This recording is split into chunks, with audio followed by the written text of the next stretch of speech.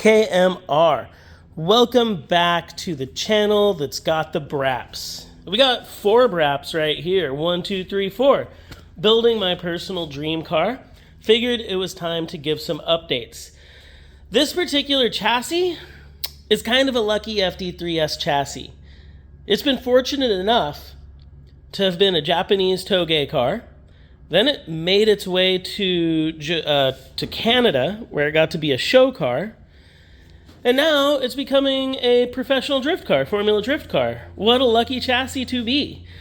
Right now, we're addressing some things that are me problems. These are personal problems. This car was a right-hand drive car. So essentially, I don't drive right-hand drive. I don't do it. Not in competition, maybe once in a while just for fun, but not in professional competition. I drive left-hand drive cars. That's what I'm used to.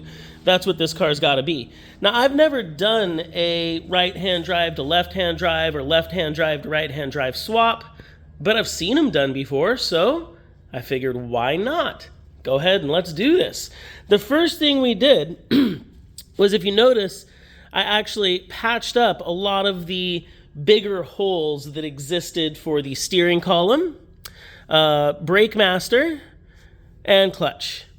We still have some of the small holes. I'm debating on whether or not I'm going to utilize those or I'm going to weld those up as well. But I was surprised that I was able to do as good of a job as I did. I was really apprehensive about cutting sheet metal, making little squares, and welding up those holes in this panel.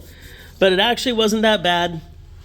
I did it with a MIG welder, and it came out perfectly fine. So I'm not a body guy, but I'm really happy with how that came out. And then obviously we had to transfer a lot of those holes to the other side. Now, there's different ways to do these swaps. I've heard of people cutting the firewall sections out entirely, swapping them, getting an actual left-hand drive or right-hand drive firewall and putting the sections ends out of a different car, maybe a crashed car.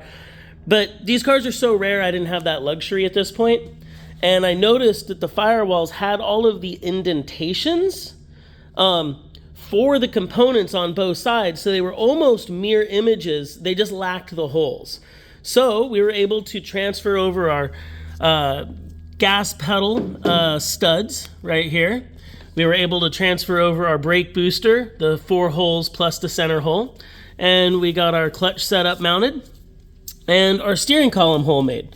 Really, it wasn't that hard to position all of that. We made a template from the right-hand drive side, moved the template over here, marked our holes, cut some holes, and welded some stuff up.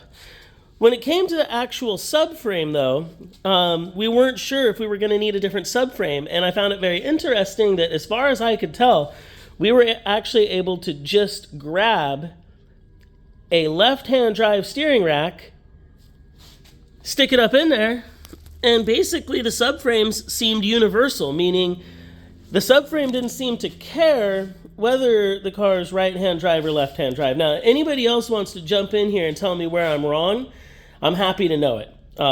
But from the rack positioning point of view, it seemed to be universal from what I could see so far. But as we dropped our 4-rotor in, I realized that the steering rack is probably going to have to be moved down. We're also going to be running a lot of aftermarket suspension components, which are on the way, some drop knuckles potentially. So bump steer and steering rack position are both going to be made happy. We're going to find out where we need our bump steer to be with this aftermarket setup, and we're probably going to adjust the steering rack as needed. Now, as I went down this road, I started to think about myself, and a lot of FD3S owners know these steering racks are rare at this point. To have a good FD3S working power steering rack is kind of having, gold or silver at this point. And in drifting, we blow them up. I mean, they get overworked, we run into stuff, it's contact motorsport. So I started thinking about what I run in my other Formula Drift cars, which is this BMW power steering rack. Now, this is generally associated with the WiseFab kit that I run on both the RX-8 and the MX-5 because it's an RX-8 kit on both cars. But what we did on the MX-5 was we used WiseFab's mounting jig and setup which I happen to have right here.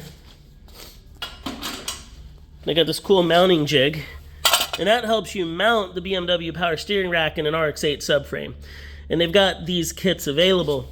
Now, there's no kit for the FD3S, but as I get my lower arm setup on and the engine positioned as we're leveling it out and working on our transmission fitment, we'll also calculate in our rack position. And I think I'm going to change the rack to this BMW rack. Now, there's a few reasons. It's cheaper, they seem to be reliable, and they're readily available. FD3S rack, I mean, you could spend $1,000 on those at this point, and you don't need that when you're banging into stuff.